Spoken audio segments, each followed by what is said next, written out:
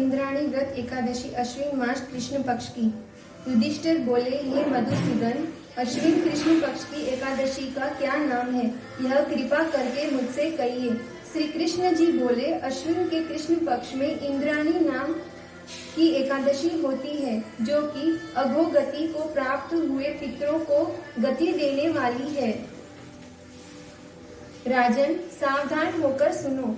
पहले सतयुग में शत्रुओं को दबाने वाला इंद्रसेन राजा था। वह महिष्मतीपुरी में धर्म से प्रजा की रक्षा करता हुआ राज करता था। वह पुत्र, पौत्र और अन्य धन से युक्त और भगवान का परम भक्त था। एक दिन राजा सुख से सभा में बैठा था। बुद्धिमान नारद मुनि आकाश से उतरकर वहां आए। उनको आए हुए देखकर राजा हाथ जोड़कर खड़ा हो गया।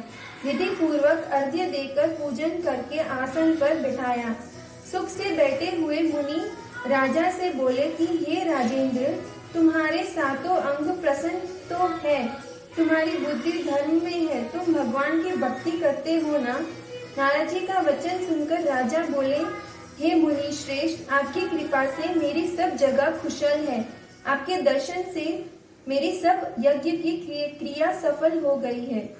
हे विप्रो, आप कृपा करके अपने आने का कारण कहिए। यह सुनकर नारद जी बोले, हे नृपोत्तम, मैं ब्रह्मलोक से यमलोक गया।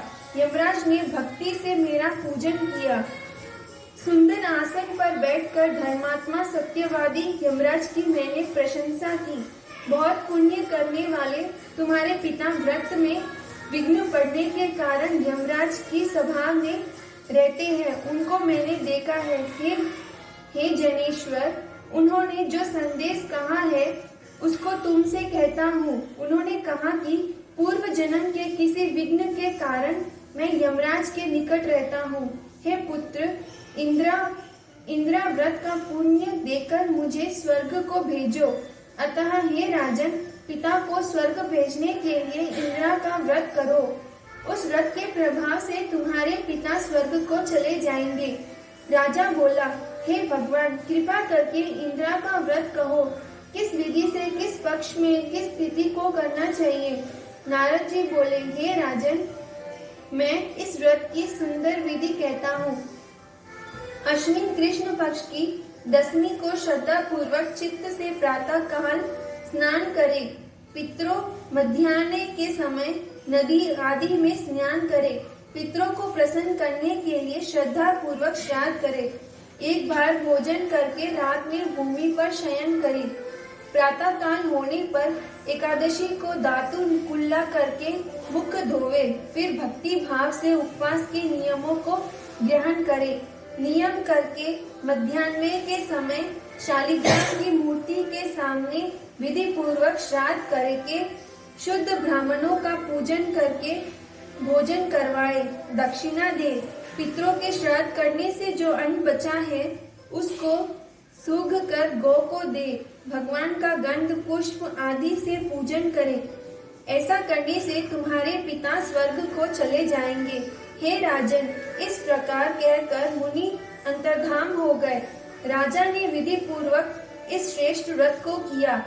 हे कौन्तेय, राजा ने रानी, पुत्र और नौकरों सहित व्रत किया। उससे आकाश से फूलों की वर्षा हुई। उसका पिता गरुड़ पर बैठकर स्वर्ग को चला गया। इंद्रा एकादशी राजा भी निष्कष्ट राजा करके गति पर पुत्र को स्थापित करके स्वर्ग को चले गए। ये इंदिरा एकादशी के व्रत का महात्मा मैंने तुमसे कहा। इसके पाठ करने और सुनने से मनुष्य सब पापों से छूट जाता है। इस लोक में सब सुखों को भोगकर अंत में विष्णु लोक में बहुत दिन निवास करता है। फलाहार, इस दिन शालिग्राम भगवान का पूजन करे। इस दिन तिल गुड़ का सागर ले। जय श्री नारायण। ओम जय जय